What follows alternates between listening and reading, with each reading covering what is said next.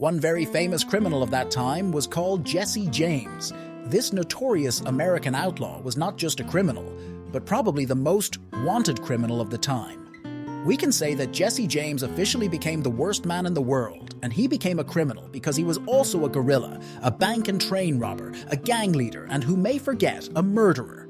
God, no wonder people were afraid of him. Are you wondering who this woman is in the photo? This rare image features Olive Ann Oatman. Her family was captured and killed in 1851. Her family was from Illinois. When she was 14, she and her sister were captured by a modern Arizona Indian tribe called the Tocopaya and then sold the girls to another tribe called the Mojave people. Her sister starved to death after working for several years in the Mojave. Luckily for her, she was able to re-enter American society after spending 5 years in prison with Mojave. The Wild West wouldn't be complete without the Indians. The photo you see here is of Jimmy McKinn Santiago. McKinn lived with his family in the lower Mambra Valley of New Mexico. He was about 11 or 12 years old when he was kidnapped by a group of Chiricahua Apaches led by Geronimo. McKinn was with his brother Martin when the group approached them. Unfortunately, the Apaches killed his brother, and he was heartbroken when they took him away. We know it seems like too much for a little boy. Oakley also proved herself to be an accomplished marksman. She married Frank E. Butler, who turned out to be her former rival and fellow shooter. Couple later joined Buffalo Bill's Wild West show, which turned her into an international star. Definitely one woman with great talent. She never gave up on her clients and has always been popular with the members of the Wild Bunch gang. Some of her frequent clients were Butch Cassidy, Kid Curry, and the Sundance Kid. In addition to her reputation, she even attracted even more girls to the fun. All of them got in touch with the criminals. Laura Bullion Pictured was a member of Wild Bunch and is said to have even worked in a brothel for a while. Texas Rangers.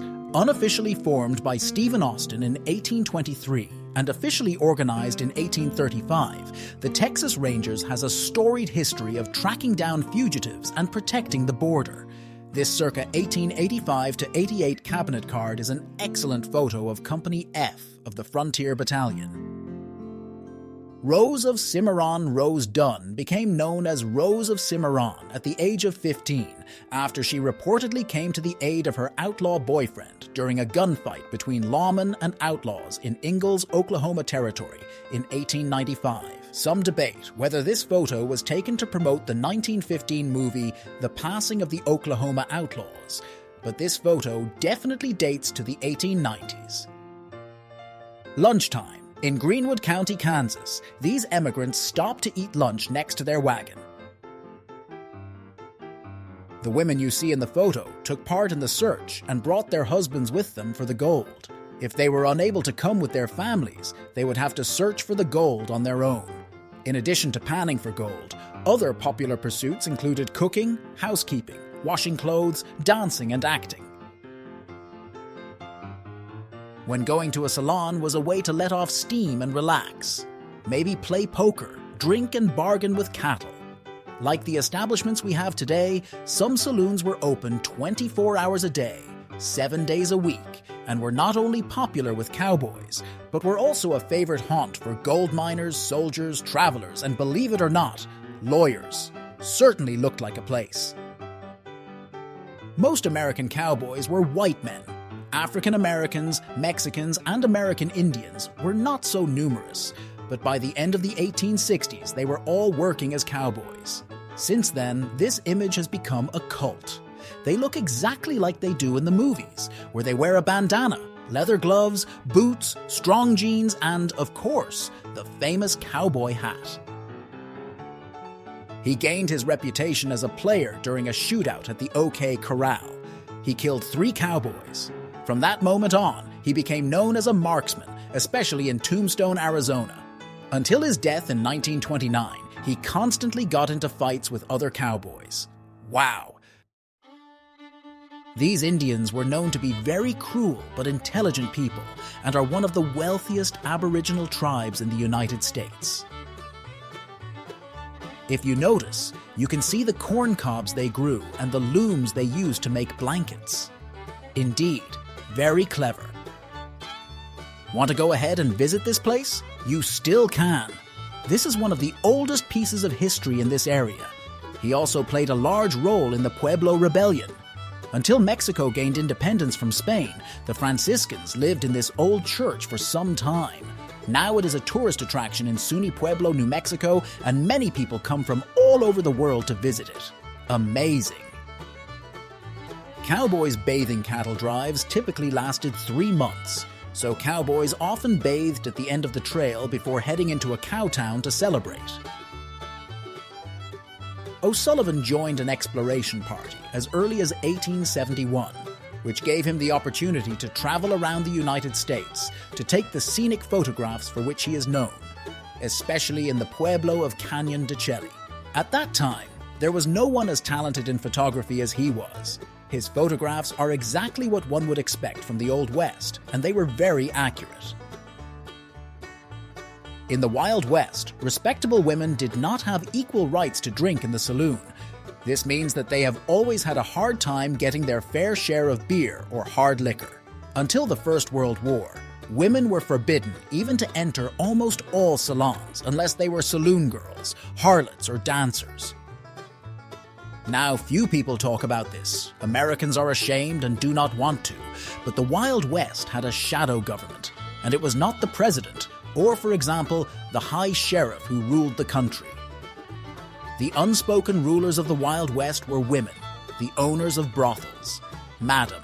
It was she who, through men, solved all her own and other people's problems and ruled a fragmented country.